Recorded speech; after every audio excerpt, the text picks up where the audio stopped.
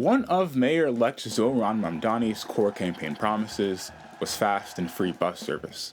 He planned to achieve this by increasing the business tax rate and increasing taxes on the wealthy. However, both of those proposals would require statewide legislation, and Governor Kathy Hochul to sign off on it. And so far, despite vocal opposition, she hasn't seemed so keen to do so. So, in a worst-case scenario, how does New York City pay for Mamdani's free bus plan? Take a look at this normal New York City street. What do you see more of than anything else? Parked cars. When looking for a way to generate revenue, specifically for buses, are not considered the things currently taking up the majority of room on our public streets, and 97% of the time paying nothing for it. Like, can somebody tell me why parking in one of the world's most densely populated cities is free? Less than 50% of people in New York City own a car, and only about 25% of people in Manhattan do. Why is the majority subsidizing the minority in their destructive behavior? Because driving, especially in a packed city, is a destructive behavior. Cars kill more people than any other form of transportation. Imagine if we subsidized the price of cigarettes and made non-smokers pay for it.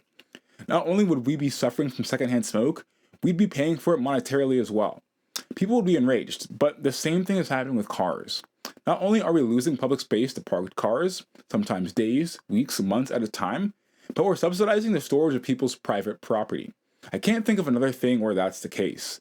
When you buy a house, you also purchase the land beneath it. You can't just go to a park and start building a house there. So why are we allowing this to happen with cars? And it's just us, New York City. Virtually every other city in the US requires residential permits, or paying a meter to park. But in New York, the vast majority of parking is free. Earlier this week, I came across a great op-ed in the New York Times, written by Nicholas Verhoeven. In this article, he proposed another way to fund Mamdani's free buses, abolishing the near citywide free parking. Now, I already had plans to do a video about free parking in NYC. I even used the same transportation alternatives Easy Park study as a source, but with this article coming out and him introducing this as a solution to a budget problem, it was a no-brainer to expand on my original vision for this video. Before we move on though, I want to say, of course, we should be taxing businesses more. This is the best place in the country, if not the world, to do business. We as a city should be extracting that value.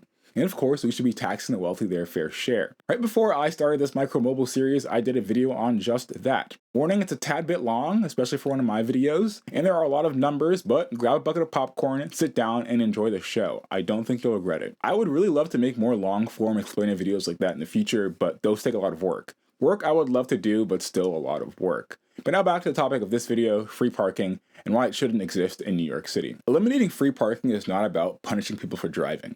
It's 1, about making people pay their fair share for the use of public resources. 2, increasing the availability of street parking. Yes, increasing parking availability, more on that later. And 3, disincentivizing a behavior we know to be destructive. In one of the densest cities in the world, for the majority of trips, driving a car is not necessary. At some point in the future, I do want to do another deep dive video on the amount of money you'd save trading a car in for a cargo e-bike and just renting a car or van for things like road trips and moving.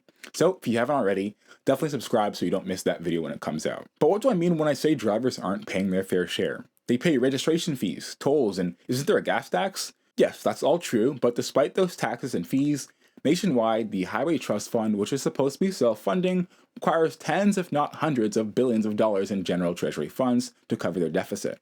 Meaning, everybody, even those of us who don't drive, are paying for the wear and tear cars put on the roads. And none of this even factors in the environmental cost of cars. Driving a personal vehicle emits way more CO2 than using public transit or biking, but there is no dedicated financial cost drivers pay to remedy that. In addition, this all doesn't take into account the social cost of free parking.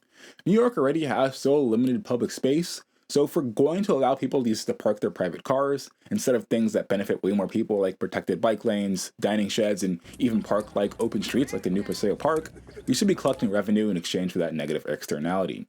I also mentioned that pricing parking based on demand actually makes parking more available for those who need it. A study in San Francisco showed that in neighborhoods with dynamic parking, long-term parking decreased dramatically, increasing parking spot turnover. They calculated a formula for the elasticity of parking demand, which essentially means how much do we have to increase the cost of parking in order for fewer people to park here? Using that formula, you can set parking rates at a price that ensures there will always be 1 or 2 spots available. This in turn led to less time looking for parking and a 22% decrease in double parking, allowing buses to go 5% faster. All this meant businesses actually saw a 30% increase in customers. Now, I do want to mention, the end goal is not to make driving more convenient. It's actually quite the opposite. as I'll speak on a bit more in a future video, which is kind of a part 2 to this video. However, for the stubborn few that will still drive despite the increased price of parking, yes, they'll have a metered space outside a business they can pay for, but they will still be subsidizing public transit in the process, which is a trade-off that I'll take if this person is going to drive anyways. But for a lot of people, that isn't the case. San Francisco saw a 21% increase in bus ridership during their dynamic metering pilot, proving that when the cost of driving accurately reflects all the external costs, and when public transit is actually made more convenient, people that don't need to drive will ditch the cars. And cities around the world are doing just that, making driving less convenient. And New York should be doing the same. A great example is the aforementioned Paseo Park, or 34th Avenue in Queens.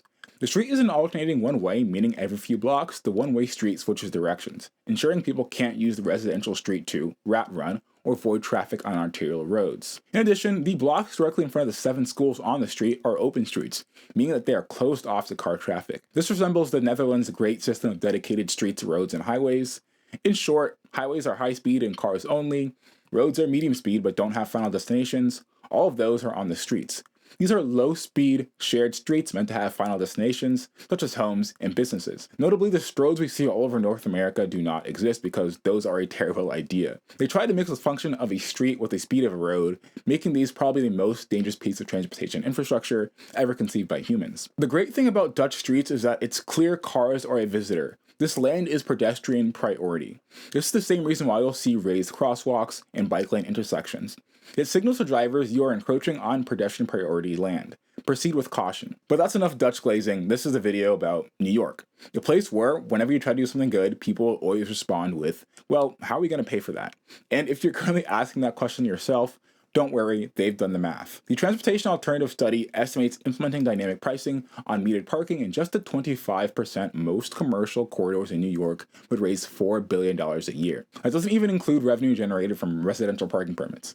Mamdani's team estimates the cost of free buses would be $800 million a year. So, theoretically, we could even double the frequency of buses and still have more than $2 billion a year left over to spend on implementing more protected bike lanes, developing BRT corridors, and improving the subway system. And again, the best part of all this is it can all be enacted by the mayor, no need for Albany or Kathy Hochul to get involved.